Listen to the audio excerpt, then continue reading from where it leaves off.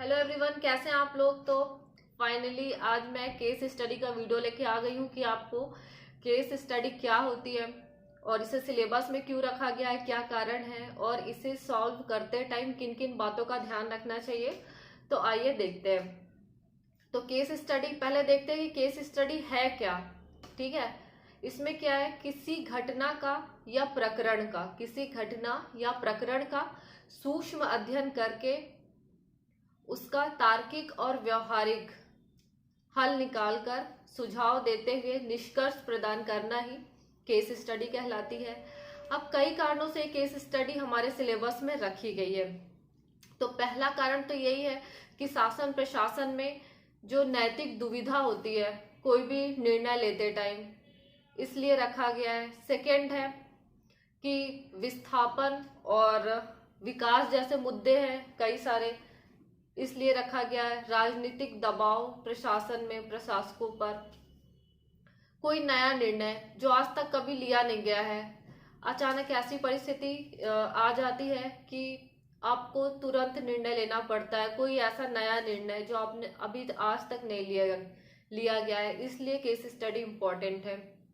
ठीक है, और ऐसी परिस्थिति जहां निर्णय व्यवहार में द्वंद्व हो, ठीक है, सिद्धांतों में, ऐसे इसलिए केस स्टडी इम्पोर्टेंट है। इन सब मुद्दों के कारण, ये सारे इश्यूज जो आते हैं शासन प्रशासन में, इसलिए केस स्टडी की इम्पोर्टेंस बढ़ जाती है और इसलिए इसे रखा गया सिलेबस में। अब देखते हैं कि केस स्टडी सॉल्व करते टाइम हमें किन बातों का ध्यान रखना चाहिए।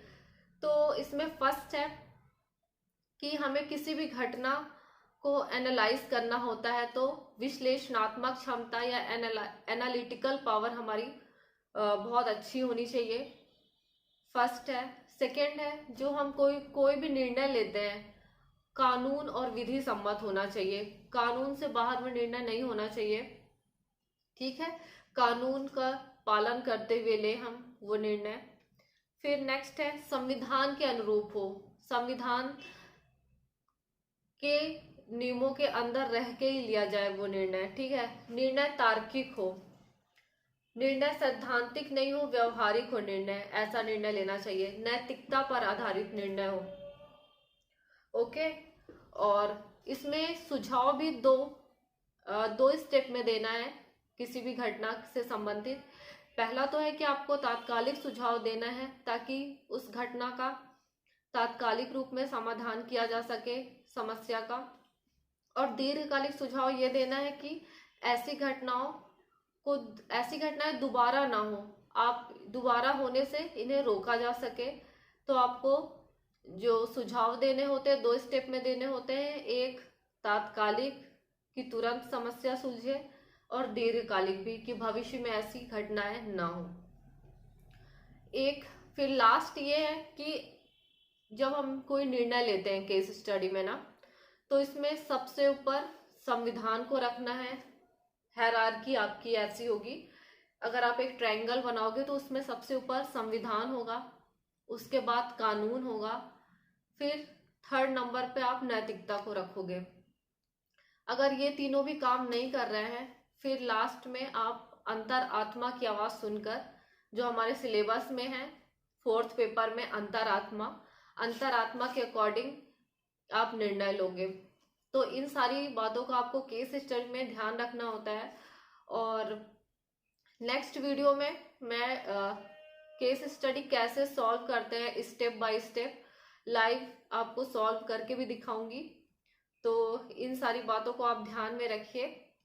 और एक जो सारे पॉइंट मैंने बताए हैं, एक बार ये मैं ऐड भी कर दूंगी इसमें वीडियो में, ताकि आपको ध्यान रहे। अगर आपने इन सारी बातों का ध्यान रख लिया केस स्टडी सॉल्व करते टाइम, तो आप कितनी भी टफ आपके सामने कोई भी केस स्टडी आ जाए, आप आसानी से सॉल्व कर पाओगे।